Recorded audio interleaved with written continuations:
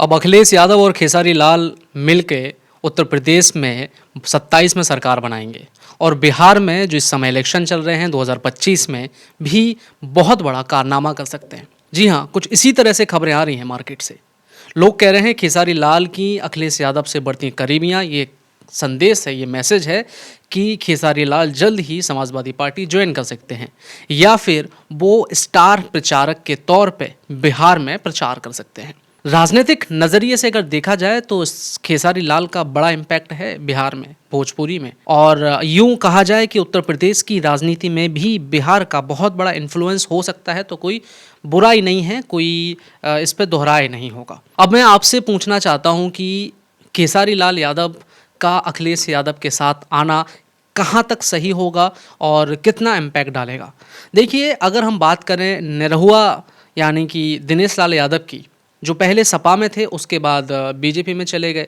BJP से आजमगढ़ से सांसद का इलेक्शन लड़ा, पहली बार हार गए, दूसरी बार जीते, फिर तीसरी बार धर्मेंद्र यादव ने फिर पटकनी दी और आज धर्मेंद्र यादव आजमगढ़ से सांसद भी हैं। देखिए, अगर हम भोजपुरी स्टार्स की बात करें तो चाहे रवि किशन की बात कर लीजिए, आप मनोज तिवारी की बात कर लीजिए, आप पवन सिंह की बात कर लीजिए, या जितने भी बड़े एक्टर्स रहे हैं, इन लोगों का राजनीति में आना महज एक कोइंसिडेंट नहीं था, महज एक इत्तेफाक नहीं था, एक बहुत बड़ी राजनीति इसके पीछे छिपी होती है।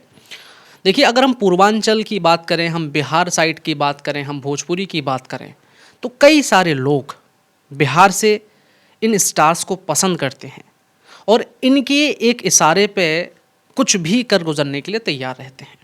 इनकी फ़ैन फॉलोइंग इतनी है कि अगर वो किसी पार्टी में जुड़ जाएं या किसी पार्टी को रैली करनी हो और रैली में वो स्टार पहुंच जाएं, तो बहुत ज़्यादा, अगर किसी नेता को भीड़ दिखानी है रैली में, तो किसी भोजपुरी एक्टर्स को लेके आ जाते हैं, भोजपुरी सिंगर को लेके आ जाते हैं और अपनी रैली में बहुत ज़्यादा भीड़ दिखा के, बहुत ज़्यादा जनाधार दिखा के ये लोगों को बता देते हैं कि देखिए भैया, हमारे साथ कितना जनाधार है। वो बात अलग होती है कि उसमें से आधा जनाधार सिर्फ इसलिए आया होता है कि भैया हमारा एक फेवरेट एक्टर है जो बहुत अच्छा गाना गाता था, या बहुत अच्छा गाना गाता है, तो हम उनके गाने सुनने के लिए आए हैं। कुछ लोग फिल्मों की वजह से फेमस हैं तो उसकी वजह से आते हैं।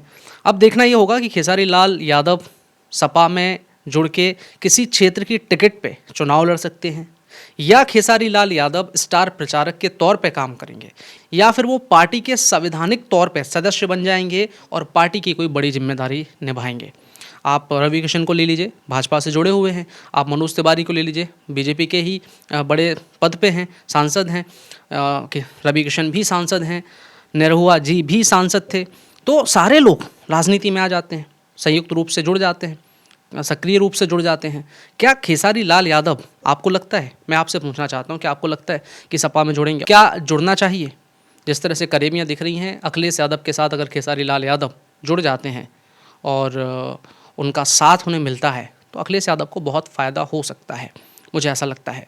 आप लोगों की क्या राय है, आप कमेंट में बताइए। खेसारी लाल के अगर आप फ़ैन हैं तो खेसारी लाल यादव जी के बारे में कुछ लिख दीजिए, और अगर अखिलेश यादव जी के फ़ैन हैं तो भी आप कमेंट में लिख दीजिए। और पीडीए के बारे में आप क्या सोचते हैं? कई लोगों का मानना है कि पीडीए एक छलावा है, कई लोगों का मानना है कि जो उनके समर्थक हैं वो ये कहना है कि पीडीए एक न्याय की बहुत बड़ी जंग है, बहुत बड़ी क्रांति है जो पीडीओ को मिलना चाहिए, यानी पिछड़ा दलित अल्पसंख्यक लोगों को मिलना चाहिए। कुछ लोगों का ये कहना है कि अखिलेश यादव सिर्फ कहने के लिए पीडीए करते हैं, लेकिन उनकी राजनीति में पीडीए का कोई भी रोल नहीं है, क्योंकि उन्होंने जितने लोगों को टिकट्स दी हैं, जितने लोगों को पार्टी में हाई कमान पर रखा हुआ है, वो स्वर्ण वर्ण के लोग हैं, पीडीए के लोग नहीं हैं। आपका क्या कहना है मुझे कमेंट में जरूर बताइएगा। मैं आपका साथी पंकज न्यूज़ स्टार यूपी के साथ बना रहूँगा हमेशा। आप हमें भी अपनी कमेंट में राय देके हमारा हौसला बढ़ा सकते हैं। जय हिंद, वंदे मातरम, जय श्री राम।